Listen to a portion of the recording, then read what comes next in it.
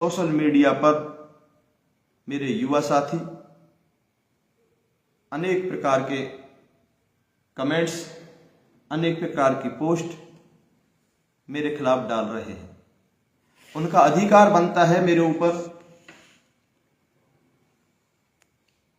यदि मैं कुछ गलत करता हूं तो मुझे सबक सिखाने का उनका अधिकार बनता है। लेकिन कई बार मैं देखता हूं सोशल मीडिया पर आधी अधूरी जानकारी होने की वजह से कई बार हम गलत पोस्ट कर देते हैं, कई बार किसी भी साथी का दिल दुखा बैठते हैं। आज कुछ बिंदु ऐसे हैं जिनसे मैं आपका पर्दा हटाना चाहता हूं। साथियों, मेरे ही गांव के अपने कुछ भाई जो मेरे शुभचिंतक हैं, मेरे अपने हैं, मेरे हितैषी हैं,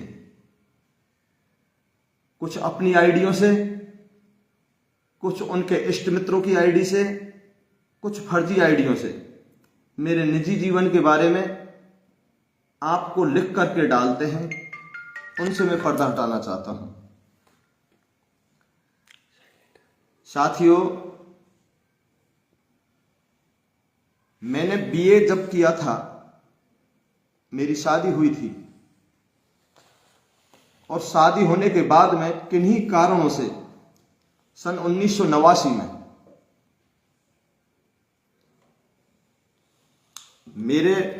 मेरी पत्नी के बीच में संबंध विच्छेद हो गया था। ये अपराध मेरे से बना है, लेकिन इसकी हकीकत आपको पास में कतई नहीं है। हमने भरसक प्रयास किया था, लेकिन हमें सफलता नहीं मिली रिश्ते में मधुरता लाने की। उस समय मैं कॉलेज का विद्यार्थी था, उद्दंड प्रवृत्ति का था, युवा जोश था, नादान और मंद बुद्धि थी। ये अपराध मुझसे बना है। मेरे भाई आपको पोस्ट के माध्यम से अवगत कराते हैं कि मैंने जाति से चमारी यानी कि एससी वर्ग की महिला को पत्नी बना के रख रखा है। साथियों, मैं आपसे निवेदन करना चाहता हूं, सत्य वो है जो मैं आपसे निवेदन करूंगा। मेरे कोई एससी की महिला मेरी धर्म पत्नी नहीं है। मेरी धर्मपत्नी की जितनी भी तारीफ की जाए उतना ही कम है। मेरे दुश्मन मेरी बुराई कर सकते हैं, लेकिन मेरे दुश्मन मेरी धर्मपत्नी की बुराई नहीं कर सकते। वो जाति से मीणी है, जयपुर के गेटौर की रहने वाली है और बड़गोती गुजर से संबंध रखती है। साथियों, हमारी कोई लव मैरिज नहीं हुई है। जो साथी कहते हैं वो मेरे बारे में बहुत ज्यादा प्रचार प्रसार जो कर रहे हैं, आप सोचिए मेरी निजी जिंदगी के बारे में वो जो बात कर रहे हैं उनसे उनको फायदा होगा। 34 साल पहले मुझसे जो अपराध बना, मैं समाज की हर मीटिंग में जब जाता हूं, जब किसी बहन बेटी का रिश्ता टूटता है, तब मुझे बोलने का मौका मिलता है, तब मैं यही कहता हूं कि भैया आप उस रास्ते पर ना जाइए जिस रास्ते पर 34 साल पहले मनीराम चल चुका है। किसी भी समाज की बहन बेटी को छोड़ना सबसे बड़ा गुनाह है। कोई भी अपराध कर लेना, लेकिन किसी की बहन बेटी को निरपराध मत छोड़ना। उसका परिणाम साथियों यह है, आज मेरे पास कोई पुत्र रत्न नहीं है। मेरे एक ही बेटा था जो 23.5 वर्ष पहले 3 वर्ष की उम्र में मेरे मकान के सामने पानी में डूब करके खत्म हो गया था।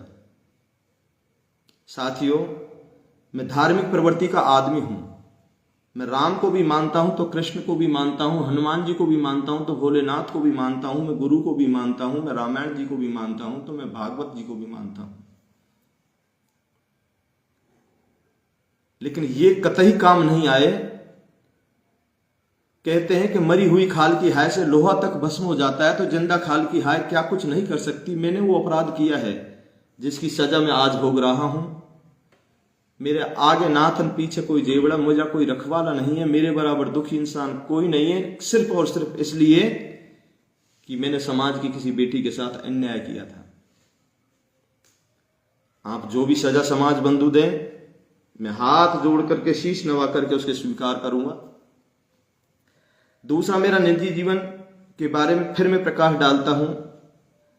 मेरे ही अपने लोग आपको लिख करके डालते हैं कि मैंने मेरी बहन को बेचा है और राजौर में मेरी बहन परनाई है, उसकी मैं जमीन खा गया, उसका जेवर में खा गया। साथियों, राजौर कोई पाकिस्तान में नहीं है, खेड़ी कोई अफगानिस्तान में नहीं है। मेरे गांव में आइए, राजौर में जाइए, पूछिए क्या मैंने किसी की जमीन खाई, क्या मैंने किसी का जेवर खाया, क्या मैंने किसी का पैसा खाया। ये कटु सत्य, जब आदमी कुछ कदम आगे बढ़ता है तो उसके हितैषी उसको पैर पकड़ के नीचे पटकते हैं। अन्य समाजों में हाथ पकड़ के ऊपर चढ़ाते हैं, लेकिन हमारे समाज की दुर्दशा है कि पैर पकड़ के नीचे गिराने का प्रयास करते हैं। साथियों, सत्य वचन यह है, राजनीतिक द्वेषता की वजह से कुछ लोग मेरे बारे में अनर्गल बयानबाजी करते हैं। जो आप समझें वो ठीक है। बात मुद्दे की आती है, सोशल मीडिया पर बात आ रही है कि मैं बिक गया, मैं दलाल हूं। साथियों, मैं आपके सभी के श्री चरणों में हाथ जोड़कर निवेदन करता हूं, पूरब से लेकर पश्चिम तक और उत्तर से लेकर दक्षिण तक यदि कोई भाई खड़ा होकर के ये कह दे कि मनीराम ने हमसे रिश्वत के रूप में 1 रुपया लिया है, मैं मेरी बस्ती माता की कसम खा करके कहता हूं, उस दिन मैं समाज को मुंह नहीं दिखाऊंगा। दोषारोपण तो हम माननीय प्रधानमंत्री जी पर भी करते हैं, अनेक विद्वानों पर भी करते हैं, लेकिन सत्यता यदि कहीं कोई पूछे, 1 कप चाय का भी यदि रिश्वत का मुझे दागी कोई बता दे, मैं समाज के सामने मुंह नहीं दिखाऊंगा।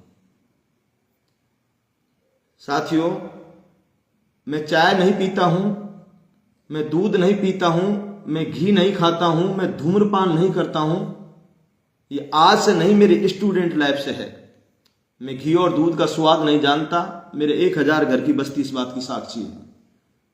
मैं कोरी रोटी खाता हूं, रूखी रोटी खाता हूं, घी का स्वाद कैसा है मैं नहीं जानता। साथियों, आपसे पुनः निवेदन करता हूं, जो बहन रश्मि जी के बारे में कल से मेरे बारे में जो अनर्गल पोस्ट हो रही है, मुझ पर दोषारोपण किया जा रहा है, आपका अधिकार बनता है इस दास के ऊपर कुछ कहने का, लेकिन सत्यता सुनिए। फिर आप जूते लगाएंगे मेरे तो मैं खाऊंगा, जो भी आप दंड समाज देगा मैं स्वीकार करूंगा, लेकिन आपके अनमोल समय में से कुछ समय मैं आपका चाहता हूं। ये ज्वलंत मुद्दा जैसे ही समाज में चल रहा था, करीरी और रौसी प्रकरण जब उछला, शुरुआत में सोशल मीडिया के माध्यम से युवा साथियों ने करीरी को दोषी ठहरा दिया। इसके बाद में दूसरे दिन जब हकीकत सामने आई तो रौसी बस्ती को दोषी ठहरा दिया। तीसरे दिन युवा साथियों ने सोशल मीडिया के माध्यम से पंच पटेलों को दोषी ठहरा दिया, और चौथे दिन कटु सत्य है, मुझे दलाल और चोर का दर्जा दिया गया। लेकिन मैं उफ तक नहीं की, सत्यता जो भी थी आपके सामने थी। मैं किसी भी पंच का नाम नहीं लेना चाहता था, लेकिन जब मुझ पर दोषारोपण हुए तो मैंने लाइव के माध्यम से वो कहा जो मुझे नहीं कहना चाहिए था। ये पंच का धर्म नहीं है, मैंने पंच के धर्म का उल्लंघन किया है, मैं सजा का हकदार हूं। करीरी की महापंचायत के तत्पश्चात महुआ की पावन धरा पर जो महापंचायत हुई थी, उसमें आप सबके आशीर्वाद से मुझे वहां मंच संचालक का दर्जा दिया गया। लेकिन मेरे कभी मंच पर बैठने का शौक नहीं रहा है।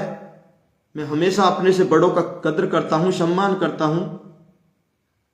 बाकी सभी हमारे पदाधिकारी ऊपर बैठे, मैं आम जनता के बीच में नीचे बैठा था। जब जब भी मुझे मौका मिला मैं नीचे ही से बोला हूं, ऊपर में नहीं चढ़ता हूं, क्योंकि मैं इस लायक नहीं हूं कि मैं मंच पर बैठ करके सुशोभित हूं। समाज बंधुओं, महुआ की पावन धरा पर जितने भी सामाजिक कुरीतियों पर जो निर्णय हुए वो मेरे नहीं थे। ये मनीराम ठेकेदार के निर्णय नहीं थे, ये समस्त समाज गंगा के निर्णय थे। मैं केवल वहां पर उद्घोषक के रूप में था। आदरणीय भाई बने सिंह जी भी थे, मेरे मित्र भाई महेश गुरुजी दांतली भी थे। कई बार विवादित मुद्दों को लेकर के वहां पर बहस छिड़ती है, लेकिन आप सबके आशीर्वाद से वो महापंचायत सफलता की ओर जाती है। उस महापंचायत में किसी भी वक्ता ने किसी भी बहन बेटी का नाम नहीं लिया। मैं आपसे निवेदन करूं, बिंदु आता है कि सोशल मीडिया पर जो अश्लील रील और वीडियो जो भाई और बहन बनाते हैं उन पर तुरंत प्रभाव से रोक लगे या नहीं लगे। हमने सदन से पूछा, समस्त सदन ने, समाज गंगा ने हाथ खड़े करके आश्वस्त किया कि इस कुरीति पर रोक लगनी चाहिए।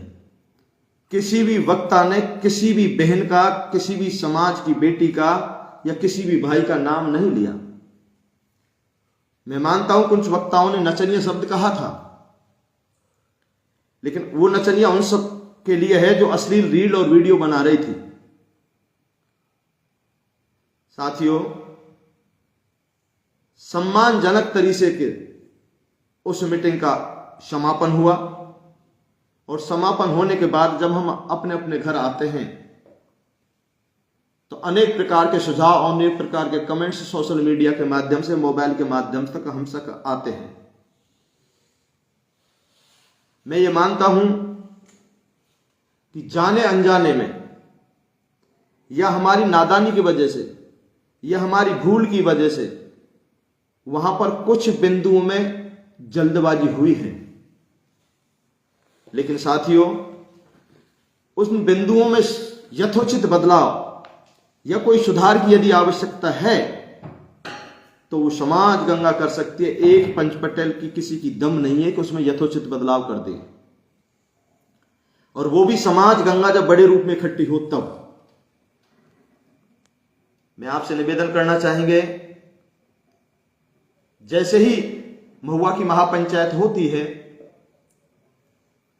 हमारी समाज की एक बहन ने, मैं नाम किसी भी भाई और बहन का नहीं लेना चाहूंगा,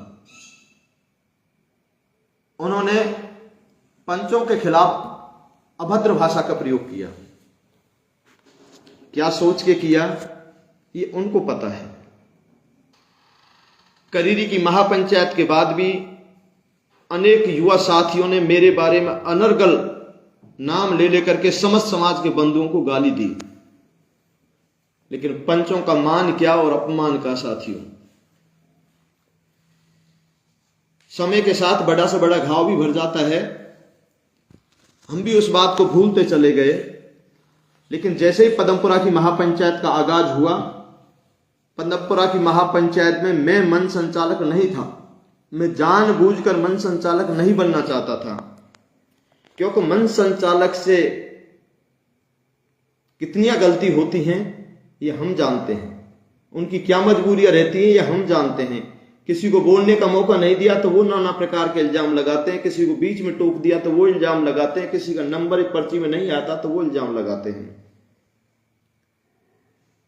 वहां पर समाज की एक मांग थी, लेकिन समाज का कोई भी बंधु यदि स्टेज पर यह कहता है फला बिंदु पर यथोचित बदलाव की आवश्यकता है, तो पब्लिक हुटिंग कर देती है, उसका अपमान कर देती है, उसको शांति से नहीं सुनना चाहती है। एक युवा साथी ने तो यहां तक कह दिया, यदि महुआ की धरती पर जितने भी बिंदु पार्थ समाज ने किए हैं उनमें जरा सा भी यदि परिवर्तन कर दिया तो पूरा युवा साथी समस्त नियमों को नहीं मानेगा।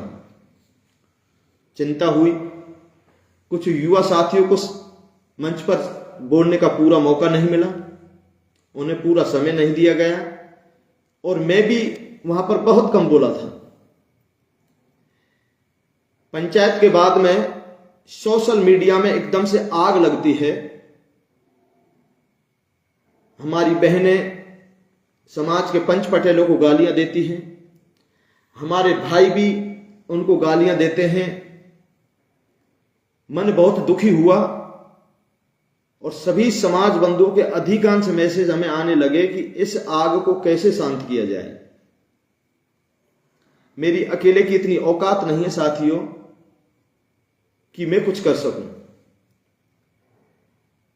वक्त की नजाकत को देखते हुए हम कुछ नहीं कर पाए, लेकिन परसों